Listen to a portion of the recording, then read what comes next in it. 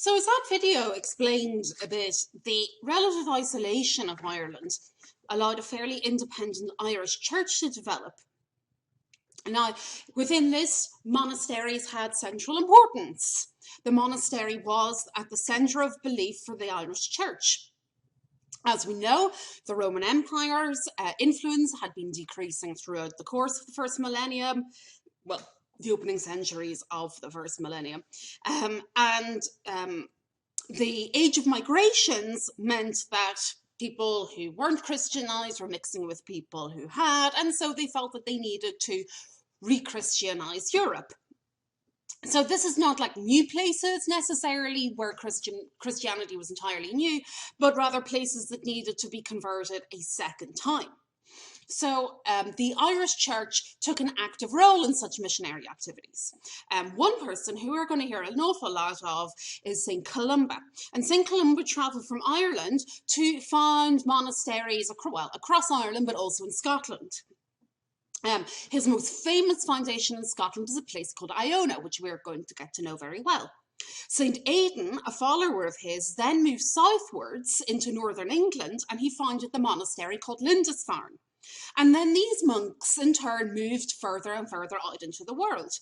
And that's not just into Anglo-Saxon England, but also these guys went to continental Europe. For example, Columbanus was the first missionary from the Irish Church to the European continent, and he pitched up in Frankish lands around the year 590.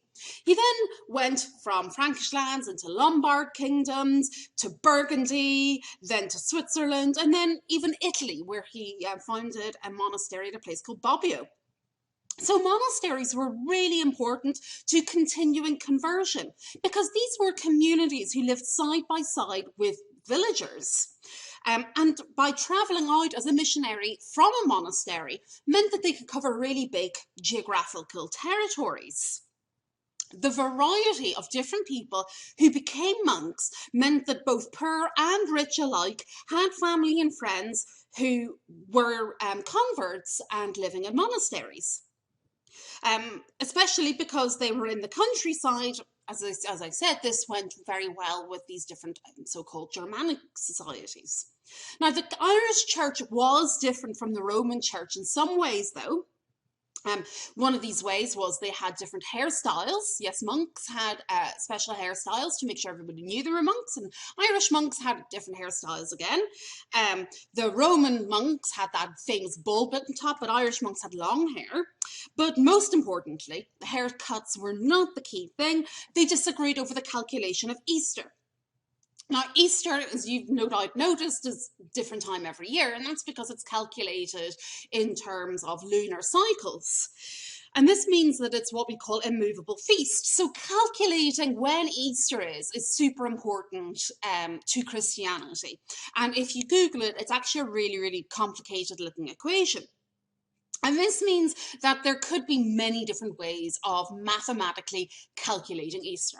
The Roman Church had one way of doing the math, and the Irish Church had another way of doing the math. And yet they had a massive falling out over mathematics. So you math majors, you know, you have been the root cause of drama in history. In the end, they came together, they had a big meeting, and the Irish Church decided to go with the way the Roman Church conducted their Easter calculations. Now, another famous monastery, you might not even realize the famous monastery.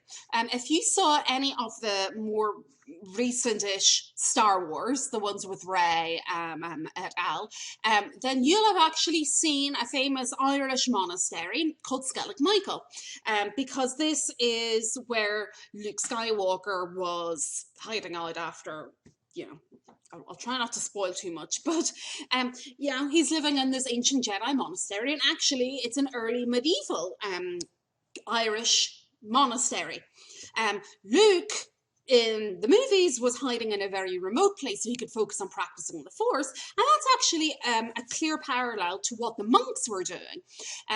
The Star Wars was filmed in Skellig Michael, which are these tiny little rocky islands out in the middle of the Atlantic Ocean off the coast of Ireland. And these monks were like, well, this is like a desert because the seas are so rough and these are so rocky that nobody's going to want to come here unless they're really determined to. So Luke wanted to be far away from the world, so did these monks. And also, fun fact, the porgs were actually based on the birds that lived on Skellig Michael, the puffins, and there were so many of them, they had to like they had to do green screen and change them into porgs. So I've now got some links for you to have a look at. 3D Icons project to let you explore the buildings that are on Skellig Michael in 3D a little bit, and you can read about it as well. And if you've seen the movies, then you'll recognize like the little beehive huts and the steps, and they're all featured in the movie too. Another thing for you to look at in the next set of links I'll introduce here, and that's the Book of Kells. So Irish monasteries were really very, very, very, very famous in the early medieval world because of their learning and their treasures. People deliberately went to these monasteries to learn. You know, I've already mentioned how it's not very many career options in the early Middle Ages.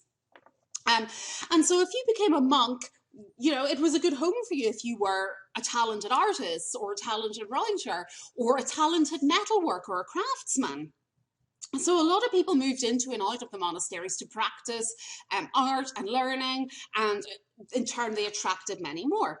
I mean, in fact, their reputation as places of intellectual hives causes a lot of problems later when we get to the Vikings, because the Vikings are like, oh, they have wealth, great, we're going to raid and plunder them. So these were all monasteries in this time period.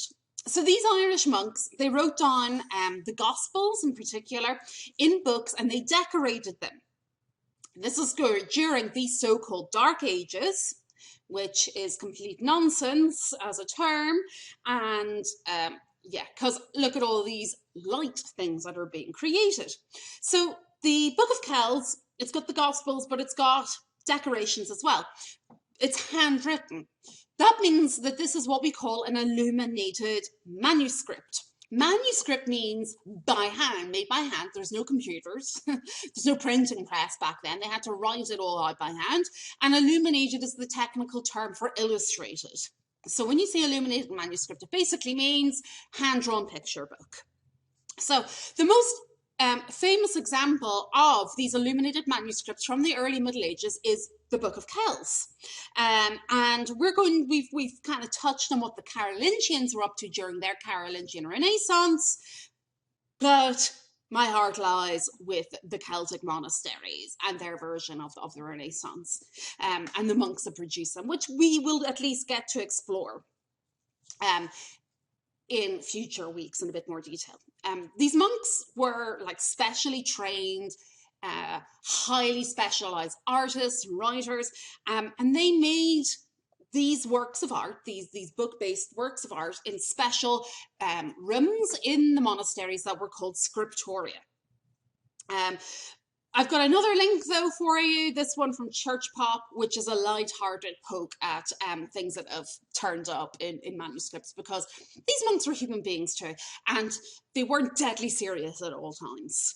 So another thing to keep in mind when we're thinking about conversion is that monasteries were centers for many things. They're religious centers, but also intellectual pursuits and also economics. So this also explains why they were so hugely influential in the early Middle Ages.